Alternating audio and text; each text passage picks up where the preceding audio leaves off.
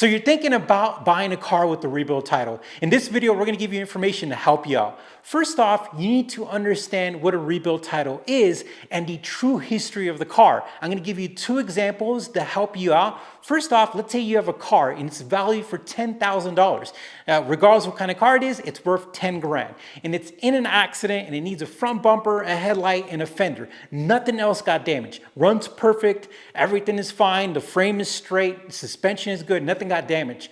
The insurance adjuster comes out and realizes that it's gonna cost about $4,000 or even more to fix it because of prices and all that, body shops, so they total the car, right? So the car gets totaled, now it has a salvage title, and then somebody looks at it and it's like, hey, I could fix this car by myself. So they buy it like that, they put a front bumper, a fender, and a headlight, and it's good to go. Then they get the title rebranded to a rebuild title, and you know what? The car's fine, it just got totaled based on a mathematical insurance equation, and those type of cars, that's an amazing rebuilt title purchase. Great car.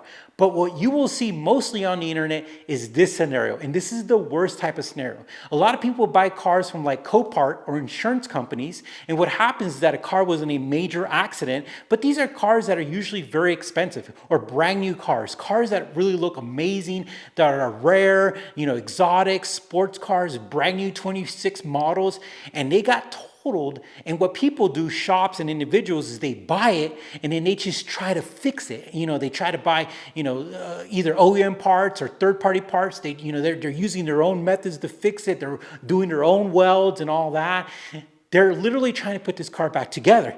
And they do. And where they put a lot of emphasis is the exterior. So they'll make sure that, the exterior looks nice and everything looks good, but the bones of the car is unknown. And what I mean by that is you have no idea how they put that structural integrity back in. You don't know if they actually spent a lot of money to make sure that the frame is perfect and that the welds were perfect and everything was perfect. Most of the time, they don't do that. What they're trying to do is they're just trying to put this car back together, make sure it drives, make sure the exterior looks good, and then they put it for sale. And what happens, somebody comes up and like, oh my gosh, this car, does it have any bad history? And you're like, yeah, it has a rebuild title. And you're like, well, can you tell me about it? And they're like, yeah, it just got fixed. And usually they won't tell you it was a Copart car. You sometimes have to look for that by yourself. And if you find that and you approach them and say, hey, this was a Copart, like what happened? Most of the time, they're going to hide or they're going to, not give you the information of what happened to the car to actually fix it. They're going to be like, oh yeah, we fixed it. And they get a little defensive if you try to dig a little further. And this is usually 9 out of 10 people who are selling these rebuild cars that they fixed, right? So what happens is like, oh, okay, it has a rebuild title, but what you don't know compared to the first car is that it was completely totaled. Some random guy, not a manufacturer dealership, put it back together. He had a body shop, in the corner where they sell, I'm not gonna say anything else, but a sketchy body shop did everything back together. And unless you have someone who's very good at cars, or if you're very good at cars, you're gonna be paying almost 3/4 the price of a car that's not totaled or not rebuilt title because you think you're getting a good deal.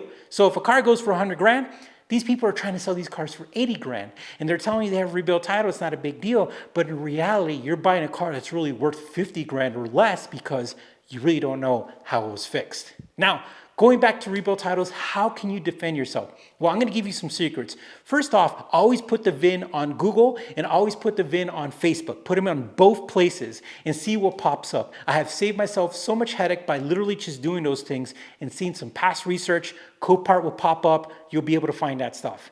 And then after you do that, then what you need to do is get the Carfax. And then after that, you actually need to go see the car yourself. Don't assume a car looks good and buy it sight unseen and have it shipped because the pictures look amazing. Photoshop and AI can literally make things look amazing. And once you wire somebody 80 grand, that's it. You're not getting your money back.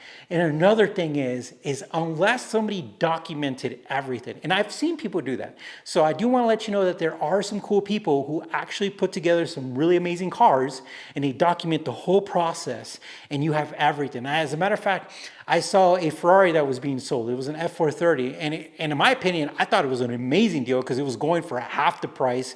It was completely rebuilt, but the guy photographed every step. He took videos of every step. He took screenshots of every measurement, everything. He did everything you would want. So when you're buying a car, he literally guided you from the major accident to the whole entire rebuild, and you saw how everything got fixed. and then he got a rebuilt title. That is one of those exceptions that I would say jump on top of it, because that person's not hiding anything. But majority of the time, people would just be like, yeah, I got fixed. And they will get offensive and they will get angry and they will get rude with you if you try to inquire more. Trust me, go ask somebody on Facebook Marketplace about a rebuild title and see how quick they get rude when you ask them about getting more information. Now, I actually saw an LC500 that was a guy who he had everything documented, which was really cool. The only thing is that he was asking like 85% of the price of a actual perfectly fine LC500. My main thing is that when you're buying a rebuild title, just know if it was salvaged to rebuilt, it's definitely not worth a lot. And also title washing. Title washing is the biggest issue in America. Certain states, they have certain rules and certain procedures you have to go through in order for you to go from salvage to rebuild. In some states, they're just like, you're good to go. Some states literally have inspections and they have to go through a whole process. And other states are like, yeah, whatever. And I've actually seen a car in which I was very upset. I saw an NSX out there that was being sold, and it went through like 4 different places in order for it to get a rebuild title from salvage to salvage to salvage. And they finally found a state that would give them a rebuild title. So just know that a rebuild title and a salvage title, they can literally not tell you anything unless you look at the history of the car. And that's the most important thing. So hopefully now when you're looking at a rebuild title car, you have some more information and you can ask more questions, and you could also know when to walk away. Thank you for watching. Hit that like button. We appreciate it. You take care. We'll talk to you soon.